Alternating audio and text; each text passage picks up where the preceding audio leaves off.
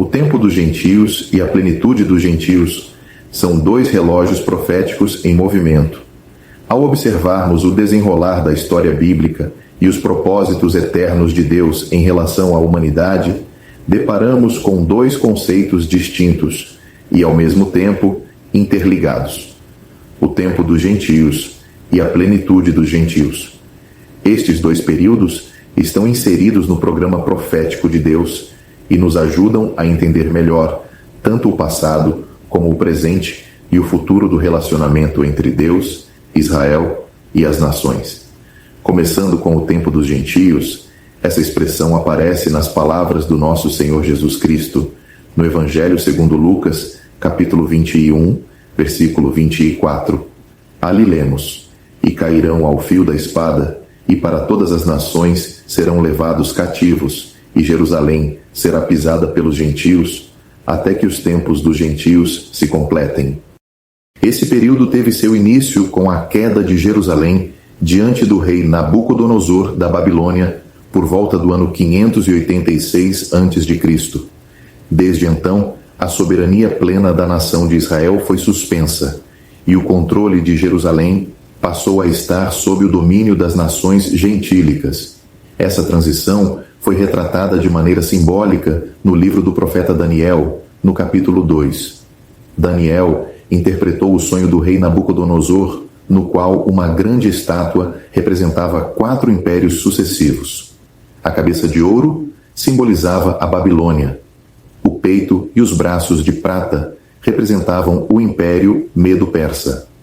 O ventre e as coxas de bronze referiam-se ao Império Grego, e as pernas de ferro, com os pés em parte de ferro e em parte de barro, apontavam para o Império Romano e sua continuidade até os dias finais.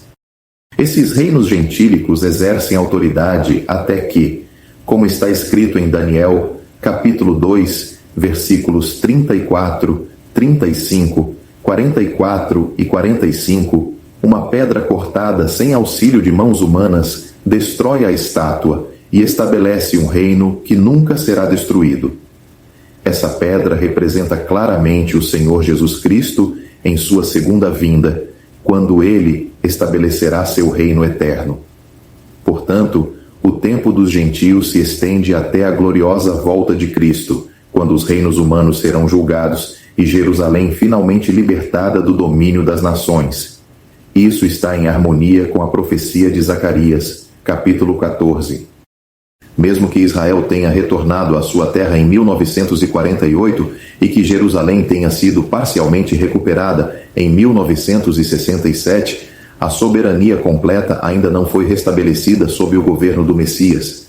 A cidade continua sob tensões internacionais e ainda não reconhece o seu verdadeiro rei, o Senhor Jesus Cristo. Por outro lado, temos a plenitude dos gentios, mencionada pelo apóstolo Paulo em sua carta aos Romanos, capítulo 11, versículo 25.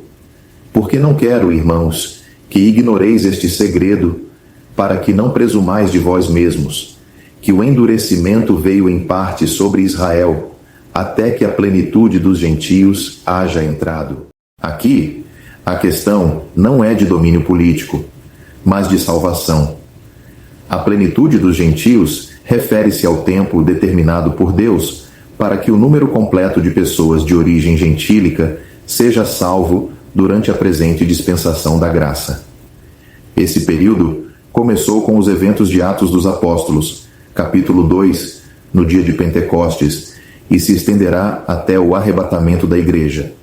Durante esse tempo, que também é descrito como o mistério da Igreja, segundo a carta aos Efésios, capítulo 3, versículos de 3 a 6, Deus está formando um povo celestial, composto por judeus e gentios, que creem no Evangelho da graça de Deus e são selados com o Espírito Santo.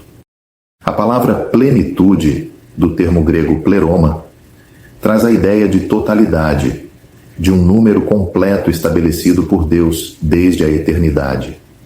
Quando essa plenitude for alcançada, a atual dispensação da graça se encerrará, e o Senhor Jesus Cristo virá buscar a sua igreja, conforme lemos em primeira carta aos Tessalonicenses, capítulo 4, versículos 16 e 17. E em primeira carta aos Coríntios, capítulo 15, versículos 51 e 52.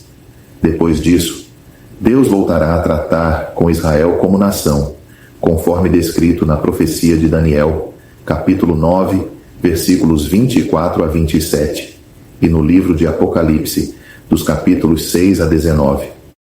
Esses dois períodos são diferentes em natureza. O tempo dos gentios trata do domínio das nações sobre Jerusalém. A plenitude dos gentios fala da salvação espiritual de pessoas dentre as nações para compor a igreja. Um é terreno e político, o outro é celestial e espiritual. Ambos estão em andamento. O tempo dos gentios caminha para seu clímax, como vemos no Salmo 2, com as nações se rebelando contra Deus e contra o seu ungido. E a plenitude dos gentios se aproxima do fim, com o Evangelho sendo pregado em todo o mundo. Quando a igreja for arrebatada, a plenitude terá se completado. Deus dará então início aos eventos finais que culminarão na conversão de Israel e na implantação do reino milenar de Cristo. Diante disso, o nosso chamado é para vigilância e fidelidade. Como está escrito no Evangelho de Marcos, capítulo 13, versículo 37, o que vos digo, digo a todos, vigiai.